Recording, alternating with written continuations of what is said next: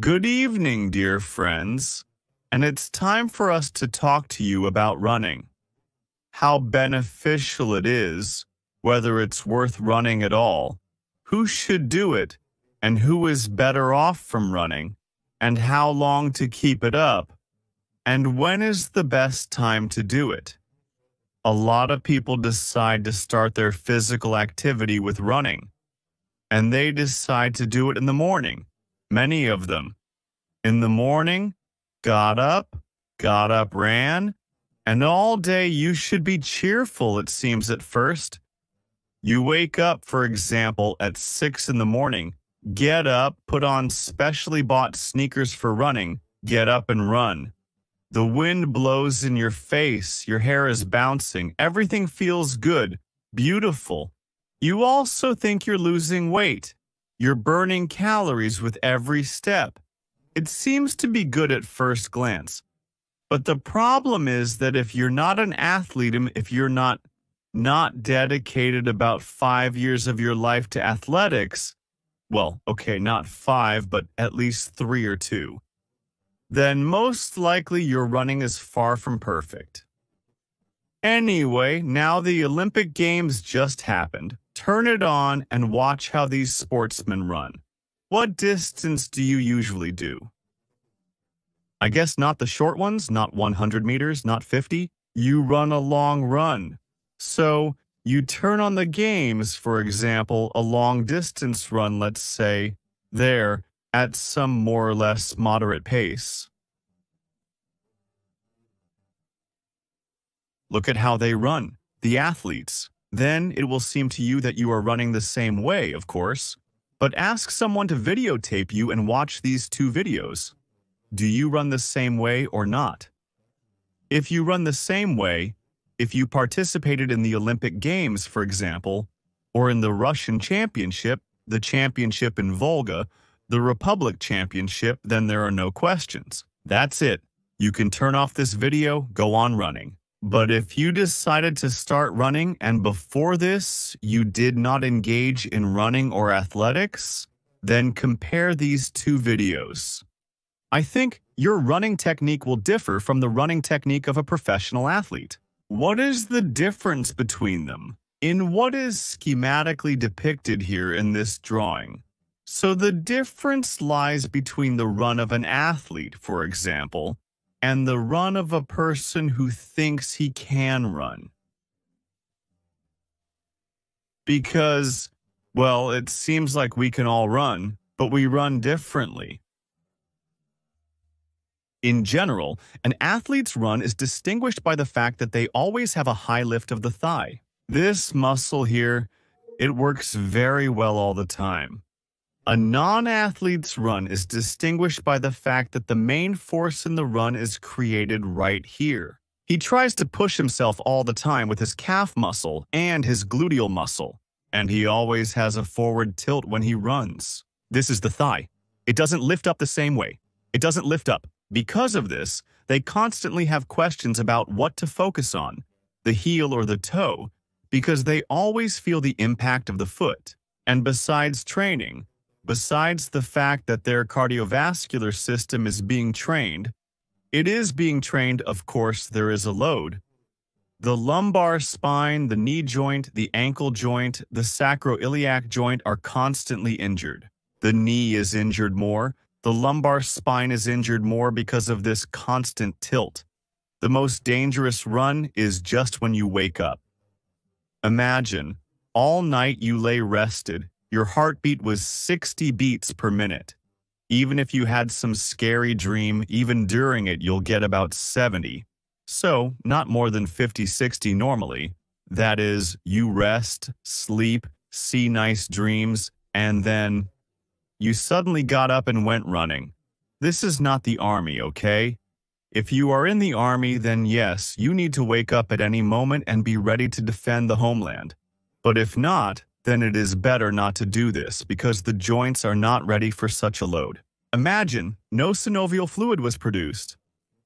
So you get up in the morning, your bones are cracking, bending and unbending, and you want to start running right away.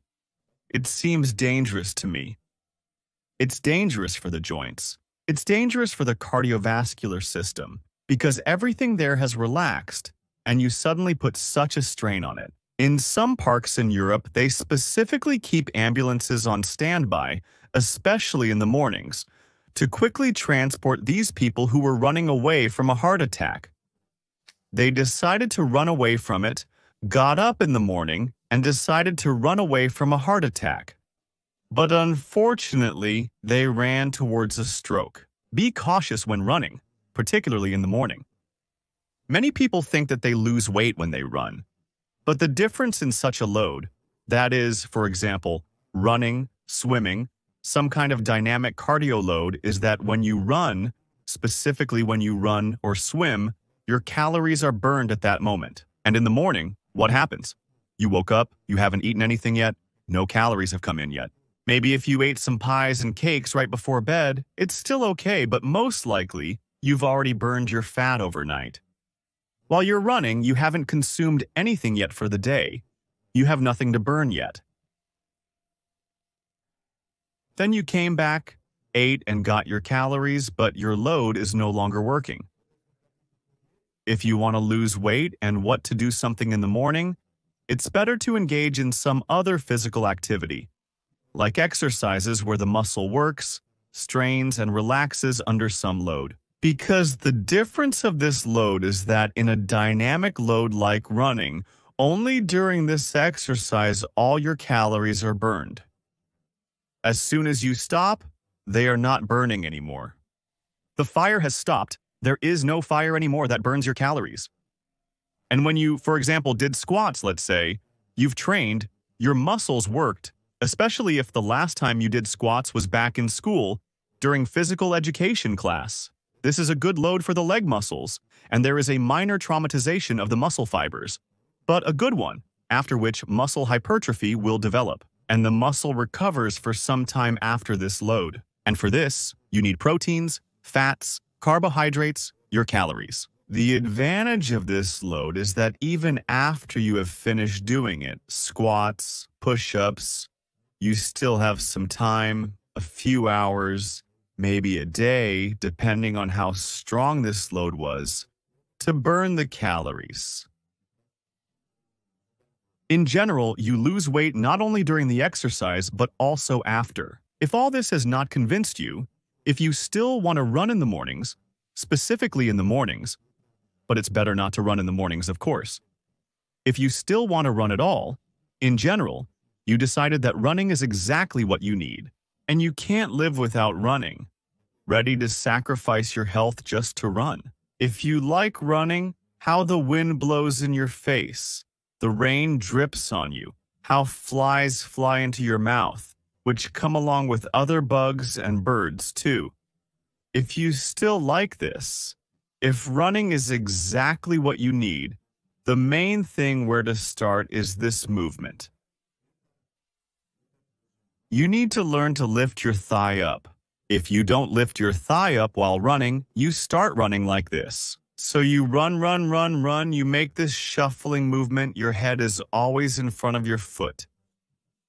You need to get rid of this bad habit. You need to learn to lift your thigh up like this. That is, when you run, your thigh should be lifted up well. Just like that. Here's one of the good exercises to start with. You stand in a slope, find a table to put your hands on. You've leaned like this. Lean on it and start pushing off with this foot and start lifting your thigh like this. Lift up, lift up. That is, this movement, it's easier to start doing it in a tilt. If learned to do it in a tilt, then you do the same thing against the wall. When you're standing like that, lean on the wall and do the same thing, raising your thigh. Lift up, lift up. So, you need to learn to do this movement easily.